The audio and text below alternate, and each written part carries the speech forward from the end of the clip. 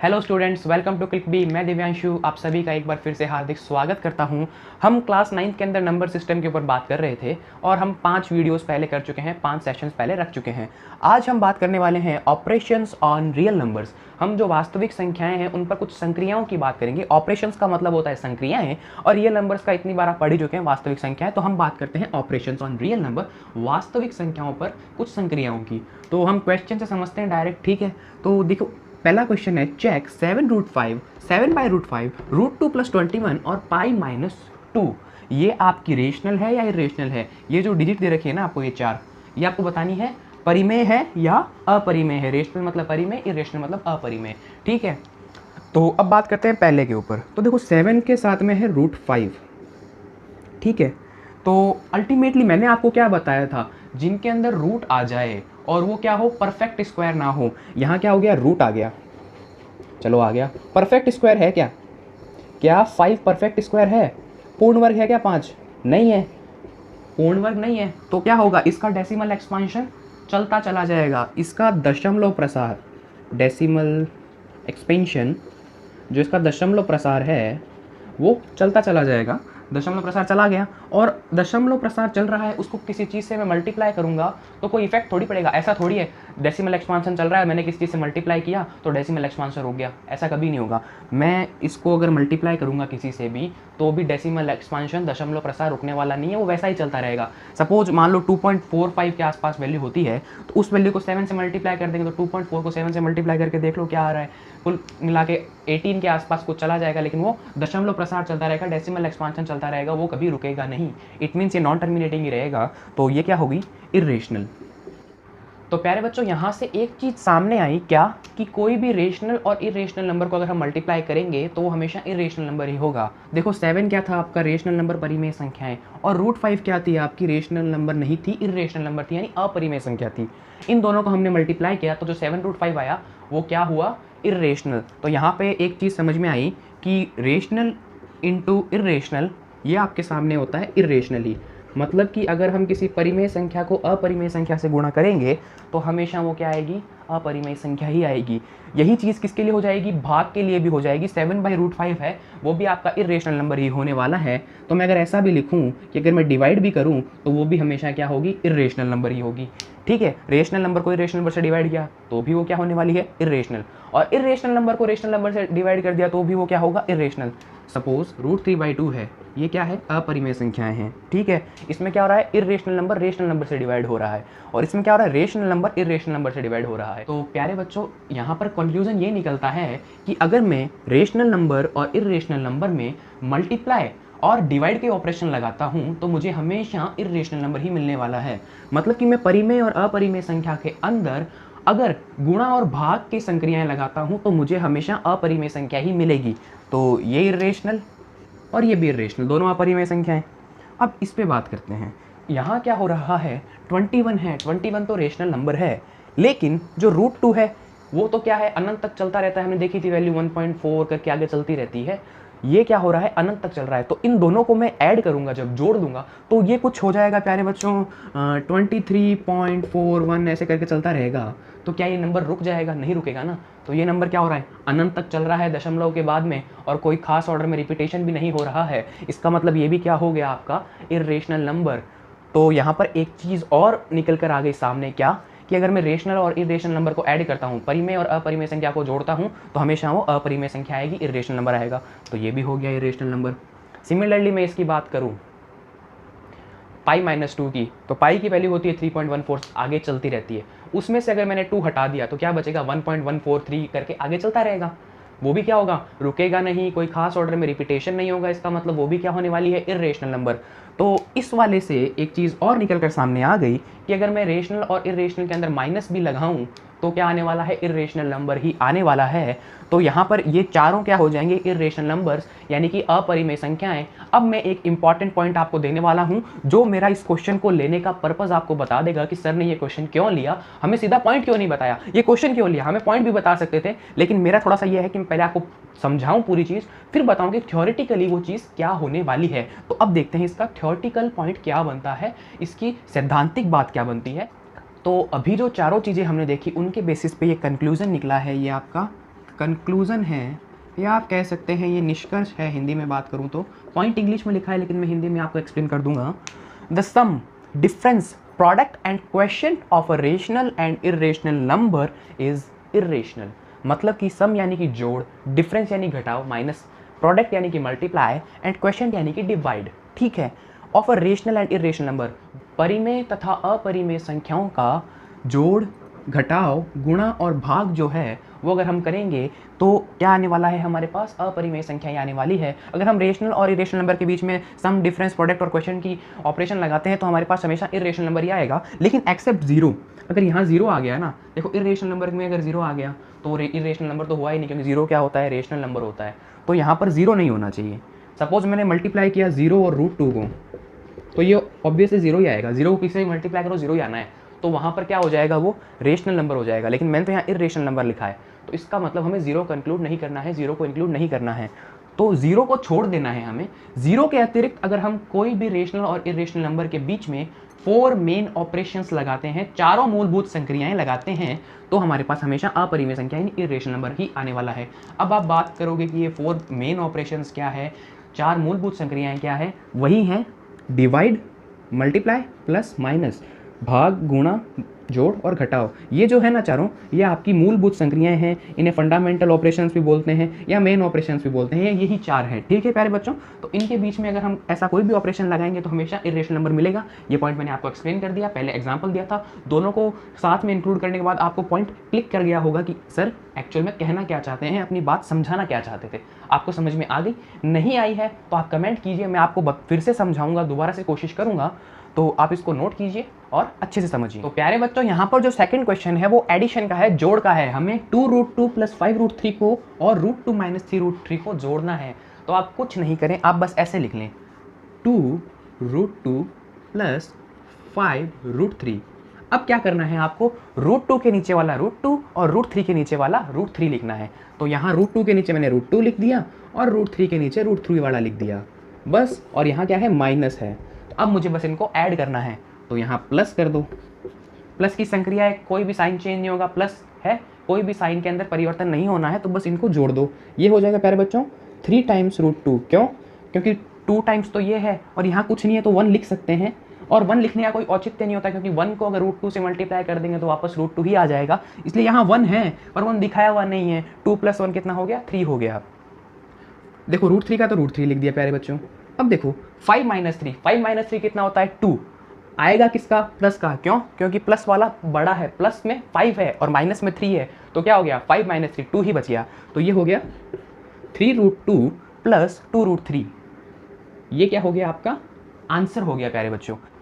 तो ये हो गया हमारे एडिशन वाले क्वेश्चन का आंसर। सिमिलरली सेम क्वेश्चन के अंदर ऐड की जगह मैं दे देता सब्ट्रैक्ट का बोल देता या डिफरेंस का बोल देता, तो क्या होता, तो कुछ नहीं होता, तो माइनस हो जाता। तो कंडीशन यही रहती, यहाँ पर मुझे बस माइनस करना था। तो जैसे ही मैंने माइनस किया, यहाँ माइनस हो जाएगा, और यहाँ जब माइनस करूँगा तो माइनस माइनस का साइन हो जाएगा प्लस। तो ये प्लस साइन इफेक्टिव होगा यहाँ पर, और यहाँ पर माइनस का साइन इफेक्टिव होगा, तो आंसर चेंज हो जाएगा। देखो √2 तो लिखना ही है आपको। अब देखो 2 - 1, क्यों? क्योंकि यहाँ पर माइनस का साइन इफेक्टिव है, तो 2 - 1 कितना हो गया, 1। और यहाँ पर देखो प्लस, और यहाँ माइनस था, लेकिन जब मैंने माइनस दोबारा से किया तो क्या हुआ, प्लस का साइन बन गया, माइनस माइनस प्लस बन गया, तो प्लस साइन इफेक्टिव हो गया यहाँ पर। तो देखो √3 तो आपको लिखना ही है। उसके बाद में देखो 5 और 3 कितना हो गया बच्चों, 8। तो ये हो गया 8√3। तो यहाँ प्लस ही रहेगा, क्योंकि ये भी प्लस ये भी प्लस। तो मेरे पास आंसर क्या आया, √2 + 8√3। ये तो इसको सब्ट्रैक्ट करने पे आया, और इसको ऐड करे थे तो पहले वाला आंसर आ रहा था क्या, 3√2 + 2√3। तो यहाँ पर मैंने थोड़ी सी चालाकी की, मैंने आपको थोड़ी कम मेहनत के अंदर ज़्यादा सिखा दिया। मैंने थोड़ी मिनिमम इनपुट के अंदर आपके लिए थोड़ा मैक्सिमम आउटपुट का काम कर दिया है। खैर ये हम पढ़ेंगे मिनिमम इनपुट मैक्सिमम आउटपुट, वो खैर आगे की बात है, हमारे मैथ्स में इतना इंपॉर्टेंट नहीं है, ठीक है। सर्च इंजन, हीट इंजन का भी पढ़ेंगे तो बात करेंगे फिजिक्स के अंदर, 11th के अंदर, वो जो भी फिजिक्स पढ़ाएगा वो बताएगा, ठीक है। तो यहाँ तक आप नोट कर लीजिए। अब देखो यार, प्लस माइनस का कर लिया तो मल्टीप्लाई भी करना ही पड़ेगा ना। अब 4 मेन ऑपरेशन है तो चारों को सीखना पड़ेगा। प्लस माइनस सीख लिया, मल्टीप्लाई को भी देख लेते हैं। कुछ नहीं करना, 6√5 × 2√5। आप क्या करो, थोड़ा सा बेसिक, अगर आपको एकदम जीरो लेवल से बताऊं तो आप जो ये नंबर्स है ना कंप्लीट वाले, इनको अलग लिख लो, रूट वालों को अलग लिख लो। 6 × 2, मल्टीप्लाई में कोई इफेक्ट नहीं पड़ेगा, √5 × √5। देखो 6 इंटू 2 कितना होता है 12, और √5 इंटू √5 कितना होता है 5, और 12 इंटू 5 कितना होता है बच्चों 60। ठीक है, वैसे आप प्रैक्टिस करोगे ना तो आपको सीधा दिखने लग जाएगा। 6 इंटू 2 12 सीधा लिखोगे, √5 इंटू √5 5 सीधा लिखोगे, फिर 12 इंटू 5 60 कर दोगे। मतलब आप जब प्रैक्टिस कर लोगे अच्छे से तो आप डायरेक्ट ये स्टेप और ये स्टेप मतलब 2 स्टेप में ही कर दोगे, इतना आपको दिमाग लगाने की ज़रूरत ही नहीं पड़ेगी। सिर्फ प्रैक्टिस पर डिपेंड करता है प्यारे बच्चों। अगर मैं आपको बोलूँ 8√7 7√7 को करना है तो आप कैसे करोगे, तो आप ऐसे करोगे 7 8 जा 56, और 56 को आपको कर देना है 7 से मल्टीप्लाई। जब आप 56 को 7 से मल्टीप्लाई कर दोगे तो क्या करोगे 750 कितना हो जाएगा अपना 350, और वापस इससे करेंगे तो हो जाएगा 392। ठीक है, अब ये कैसे फास्ट कैलकुलेट किया मैंने, ये मैं आपको कभी और बताऊंगा कि कैसे किया जाता है फास्ट कैलकुलेशन, तो उसकी कभी बात करेंगे। कैलकुलेशन स्पीड या स्पीड कैलकुलेशन ऐसा करके कोई अगर सीरीज़ लेकर आएंगे तो मैं आपको डिटेल में बताऊंगा। ठीक है, अभी के लिए आप इसको इतना ही देखें कि आप जैसे मल्टीप्लाई करना चाहें वैसे कर सकते हैं। तो अगर ऐसा मल्टीप्लाई आया तो उसका आंसर आएगा ये वाला। अब अगर मैं सिमिलरली इसी क्वेश्चन के अंदर डिवाइड बोल दूँ आपको, तो डिवाइड कैसे करोगे, डिवाइड ऐसे करोगे कि मुझे डिवाइड करना है 6√5 को 2√5 से, मतलब कि 6√5 डिवाइडेड बाई 2√5। तो यहाँ क्या करेंगे, तो यहाँ आप ऐसा सोच लो प्यारे बच्चों कि सेम काम करना है आपको। मल्टीप्लाई में क्या कर रहे थे, नंबर्स को अलग लिख रहे थे जो कंप्लीट नंबर थे, और जो रूट थे उनको अलग कर रहे थे। तो यहाँ भी वही करना है 6√5 अपॉन 2√5। देखो नंबर के नीचे और रूट वाला रूट के नीचे। ठीक है, तो बस √5 और √5 सेम है तो आपस में कैंसिल आउट। 6/2 कितना होता है, 6/2 हो गया 3, तो इसका मतलब 3 आ गया। सिमिलरली वो वाला क्वेश्चन था, उसमें क्या था 8√7 को अगर मैं डिवाइड करूँ 7√7 से तो वही √7 कैंसिल आउट हो गया, आपस में क्या बच गया 8/7। इतना ही रह जाएगा क्योंकि और सिंप्लीफाई नहीं होगा और सरलीकरण नहीं होगा इसका, इसलिए 8/7 और ये 3। उम्मीद करता हूँ आपको डिवाइड वाला भी समझ में आया होगा। अब एक क्वेश्चन और ले लेते हैं डिवाइड के ऊपर, क्वेश्चन नंबर 5 जो हमारा है उसे भी देख लेते हैं। तो यहाँ पर ये वाला क्वेश्चन देखते हैं, कुछ लोगों की सिट्टी पिट्टी गुम हवाइयाँ उड़ गई होगी कि यार अभी तक जो देख रहे थे उसमें तो क्या और था, रूट वाले सेम आ रहे थे, रूट से रूट कैंसिल हो जा रहा था, ये क्या आ गया, ये तो कुछ अलग ही आ गया, इधर 15 है रूट के अंदर, उधर 3 है, तो यार कैसे करेंगे। आइए देखते हैं कैसे करना है भाई। लिखना वैसा ही है, पहला स्टेप वही करना है, रूट के नीचे रूट वाला लगा दो और डिजिट के नीचे जो कंप्लीट डिजिट है वो लगा दो। यहाँ तक समझ में आ गया होगा। अब जो रूट 15 होता है ना, उसको एक बार आप भूल जाओ। क्या करना है आपको रूट को भूल जाना है एक बार। हम सिर्फ बात कर रहे हैं 15 की और 3 की। तो देखो 15 को मैं क्या लिख सकता हूँ, 15 को मैं लिख सकता हूँ 3 × 5, और ये तो 3 पड़ा ही है। अब मैं दोनों तरफ रूट लगा सकता हूँ, ये लो लगा दिया। ठीक है, ये चीज़ समझ में आ गई होगी। अब जो ये ऐसा है ना, मैं इसको ऐसा भी लिख सकता हूँ √3 × √5, या ऐसे लिख दो। ये दोनों चीज़ें एक ही है। मल्टीप्लाई के अंदर क्या होता है या डिवाइड के अंदर क्या होता है, रूट ब्रेक हो जाते हैं। देखिए जैसे इसके बीच में मल्टीप्लाई का साइन था तो यहाँ पर रूट ब्रेक करके मल्टीप्लाई लगा सकते हैं। अगर यहाँ डिवाइड होता ना ऐसा, तो अपन ऐसा भी कर सकते थे √3 डिवाइड बाई √5। क्या किया हमने, साइन ब्रेक कर सकते हैं, इस तरीके से ब्रेक कर सकते हैं। पर प्यारे बच्चों एक बात ध्यान रखना, कभी भी प्लस के अंदर नहीं होगा। जैसे √3 + 5 दे रखा है आपको, ये अंडर रूट के अंदर 3 + 5 दे रखा है, तो इसको ऐसा नहीं लिख सकते √3 + √5, ये गलत हो जाएगा, ये एक्सेप्टेबल नहीं है। सिमिलरली अगर माइनस हो यहाँ पर √3 - 5, तो मैं उसको ऐसा नहीं लिख सकता कि √3 - √5, ये दोनों चीज़ें एक्सेप्टेबल नहीं है, स्वीकार्य नहीं है, ये गलत हो जाएगी आपकी। लेकिन ऐसा लिख सकते हैं, अगर मल्टीप्लाई में है तो उसे ब्रेक कर सकते हैं, डिवाइड में है तो उसे ब्रेक कर सकते हैं। मतलब मल्टीप्लाई और डिवाइड में तो ब्रेक कर सकते हैं, लेकिन प्लस और माइनस में नहीं कर सकते। तो बस वही काम यहाँ करना है। 8 का 8 पड़ा है, 2 का 2 पड़ा है। अब देखो मैं इसे बदल देता हूँ 5 × √3 के अंदर, और ये √3 पड़ा है। अब देखो √3 से क्या हो जाएगा, √3 कैंसिल हो जाएगा। ऊपर क्या बच गया 8√5, और नीचे क्या बच गया 2, काट दो यार, 2 × 1 = 2 और 2 × 8 = 4, तो बस ठीक है। ऊपर क्या बच गया 4√5, और नीचे क्या बच गया 1। लिखने की नीड नहीं है लेकिन फिर भी दिखा दिया, तो आंसर हो गया मेरे पास 4√5। बस इतनी सी बात ध्यान में रखनी है कि मल्टीप्लाई और डिवाइड में ऐसे ब्रेक हो जाता है, प्लस और माइनस में ऐसे ब्रेक नहीं करना है।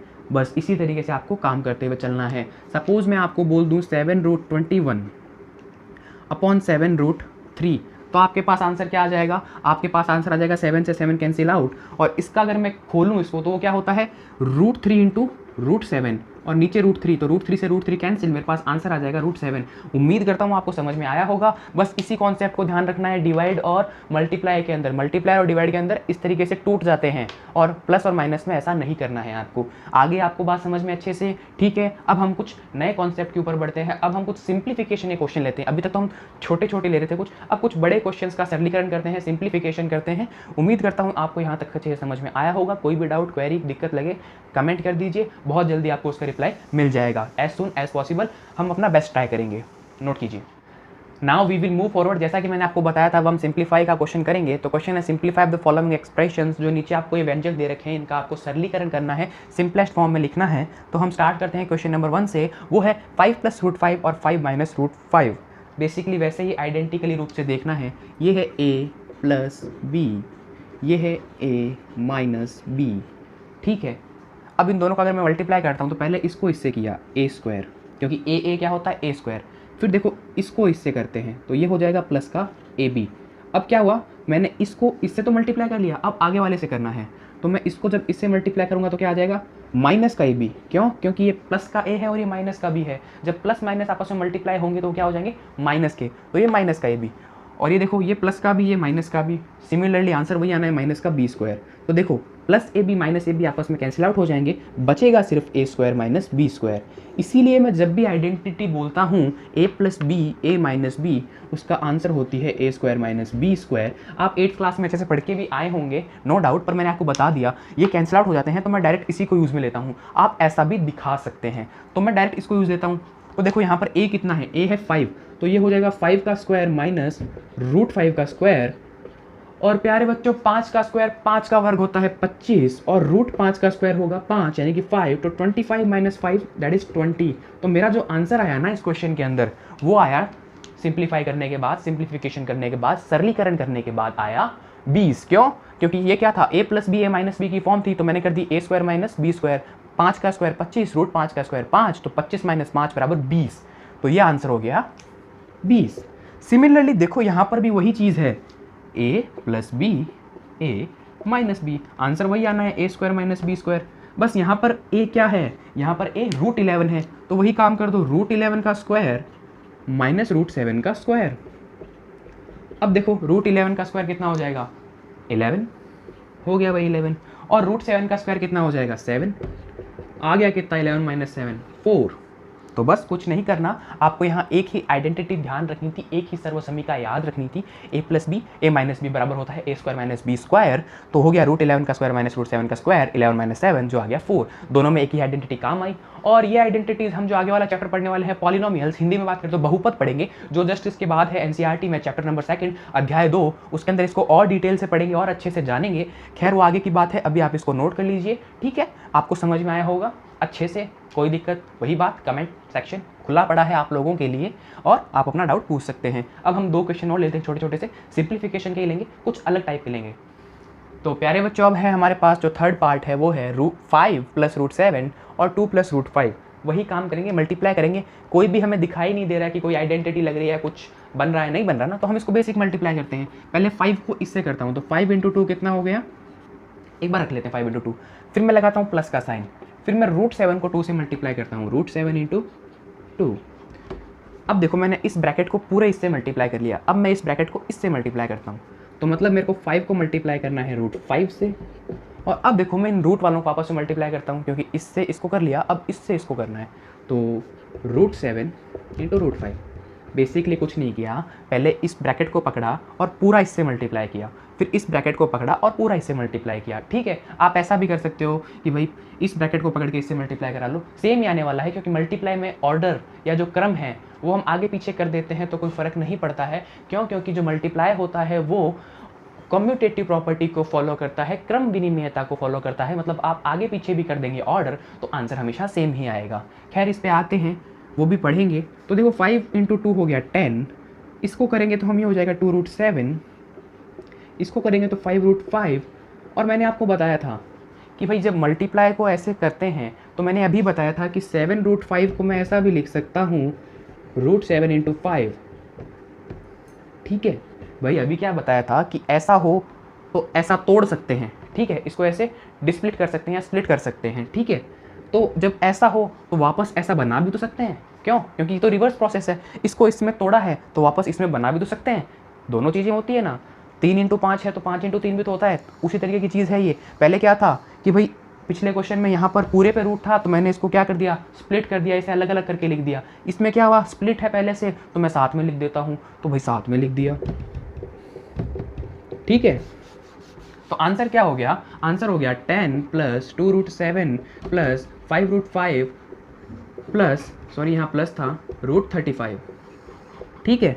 ऐसे अभी थोड़ी सी आपकी प्रैक्टिस कम है, आपको रूट का इतना अच्छा आभास नहीं है और रूट से थोड़ा सा डर भी लगता है क्योंकि नया नया इंट्रोड्यूस हुआ है, ज़्यादा काम नहीं आया होगा आपकी पिछली क्लासों में, तो आपको थोड़ी प्रॉब्लम हो रही है। नहीं तो इस स्टेप के बाद सीधा आप ये स्टेप भी कर सकते हो, भाई ये तो ऐसा ही लिखने हैं, ठीक है। ये तो क्या है, सिंपल डिजिट है और ये रूट वाली डिजिट है, दोनों को चिपका के लिखना है, दोनों को चिपका के लिखना है। और 7 और 5 को मल्टीप्लाई किया 35 और ऊपर रूट टिका दिया, बस। प्रैक्टिस के साथ में करते ही आपके दिमाग में यूँ चलने लग जाएगी चीज़ें। क्या करना है कि 7 और 5 को मल्टीप्लाई करना है 35 और ऊपर रूट टिकाना है, बस यही करना है। आगे कभी ऐसा आ जाए ना कि √3 × √4 कितना होता है, तो आप क्या करोगे, आप ऐसा कर सकते हो कि भाई इसको √12 लिख दिया, क्या किया, 3 और 4 को मल्टीप्लाई किया और 2 टिका दिया। या तो ऐसा लिख सकते हो, या क्या होता है √4 होता है 2, तो आप इसको ऐसा भी कर सकते हो, √3 × 2 दैट इज 2√3। और आप इसको ऐसा भी बना सकते हो, वो खैर आप सीख के आए होंगे, नहीं सीख के आए तो कभी आपकी छोटी क्लासों में या फिर फाउंडेशन क्लास लूँगा, फंडामेंटल क्लास लूँगा, तब मैं आपको बता दूंगा। तो आप इसको नोट कीजिए, अच्छा क्वेश्चन था। अब हम एक लास्ट क्वेश्चन पे बात करेंगे जो एक आइडेंटिटी पे बेस्ड होगा, और कौन सी वो आइडेंटिटी होगी वो तो क्वेश्चन देख के ही पता चलेगी। तो ये ऐसा है, तो मैं इसको ऐसा लिख सकता हूँ कि √3 + 7, रूट के अंदर ही है, √3 + √7, कुछ नहीं किया, इसको 2 बार खोल के लिख दिया। भाई ऐसा ही तो करते हैं, अगर पावर 2 है तो ये 2 बार मल्टीप्लाई हो रहा है, इसका मतलब a + b का होल स्क्वायर है बच्चों ये। और a + b का होल स्क्वायर क्या होता है, a² + b² + 2ab। अब ये कैसे आया, इस पर भी थोड़ी चर्चा कर लेते हैं। वैसे मैं आपको दोबारा बताऊंगा कब, पॉलिनोमियल्स, बहुपद, जब हम चैप्टर नंबर 2 पढ़ेंगे। तो अभी मल्टीप्लाई करते हैं इसको, पहले a को इससे किया तो a × a², फिर b को इससे किया तो हो गया ab।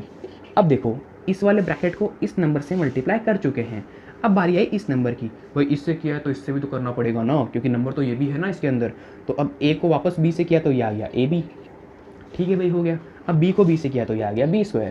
तो अब देखो ab + ab कितना हो गया, 2ab, a² + b² + 2ab। अब कोई बच्चा कहेगा इसको आगे कैसे ले आए आप, ऐसा क्यों नहीं लिखा, a² + 2ab + b²। तो मैं आपको बता दूं कि मैं चाहे 3 + 4 + 5 करूं तो भी मेरे पास आना 12 ही है, और मैं चाहे 3 + 5 + 4 करूं तो भी मेरे पास आना 12 ही है। इसका मतलब जो एडिशन होता है, जो जोड़ होता है, जो योग होता है, वो भी क्रम विनिमयता का नियम फॉलो करता है, आपका कम्यूटेटिव प्रॉपर्टी फॉलो करती है। आप आगे पीछे कर दोगे तो आंसर में चेंज नहीं आएगा। लेकिन आपने माइनस ले लिया, 3 - 5 करोगे तो वो -2 आएगा, लेकिन आपने अगर चेंज कर दिया, आपने 5 - 3 कर दिया तो वो आ जाएगा 2। तो माइनस के अंदर कभी भी क्रम विनिमयता नहीं लगेगा। और अगर मैं डिवाइड की बात करूं तो मैं बात करता हूं 5/7 की, ठीक है। तो ये क्या होगा, पॉइंट करके कुछ आएगा, 0.7 तक आएगा। लेकिन अगर मैं बात कर दूं 7/5 की तो ये 1.4 आ जाएगा। तो इसका मतलब क्या हुआ, जैसे मैंने ऊपर नीचे कर दिया तो क्या हो गया, ऑर्डर बदल गया, आंसर बदल गया। तो इसका मतलब ये क्रम विनिमयता इतनी फॉलो नहीं करेगा, ठीक है। एक तरीके से माइनस और जो डिवाइड होता है वो आपका कम्यूटेटिव प्रॉपर्टी फॉलो नहीं करता है, जबकि जो आपका एडिशन और मल्टीप्लाई होता है वो कम्यूटेटिव प्रॉपर्टी फॉलो करता है। खैर थोड़ी सी फाउंडेशन लेवल की बात हो गई, और थोड़ी सी बेसिक चीज़ें भी इसके अंदर इंक्लूड होती है। थोड़ा सा आपका ओलंपियाड NTSC लेवल पे चला गया था मैं क्रम विनिमयता और कम्यूटेटिविटी को समझाने के लिए। खैर उसे छोड़िए, अब हम इस क्वेश्चन पर आ जाते हैं। तो हमें इसमें फॉर्मूला लगाना है a² + b² + 2ab। ये कैसे आया मैं आपको बता चुका हूँ, और डिटेल में बात कर लेंगे इस पर जब हम पढ़ेंगे पॉलिनोमियल्स यानी बहुपद का चैप्टर, जो कि है हमारा नेक्स्ट चैप्टर जस्ट, और वो भी कुछ दिनों में शुरू होने वाला है, बहुत जल्दी, ठीक है। थोड़ा सा बोर्ड अलग सा दिख रहा हो क्योंकि मैंने हाथ से मिटाया है, लेकिन फटाफट इस क्वेश्चन को देख लेते हैं। तो हमें करना है इसका स्क्वायर, यानी कि a + b का होल स्क्वायर क्या था, a² + b² 2ab। तो यहाँ पर a कितना है, a है √3, तो आपको करना है √3 का स्क्वायर, प्लस b कितना है √7, तो आपको करना है √7 का स्क्वायर, और उसके बाद में 2, a है √3 और b है √7, ठीक है। √3 का स्क्वायर हो गया 3, 7 का स्क्वायर हो गया 7, क्योंकि √7 का स्क्वायर क्या होता है 7।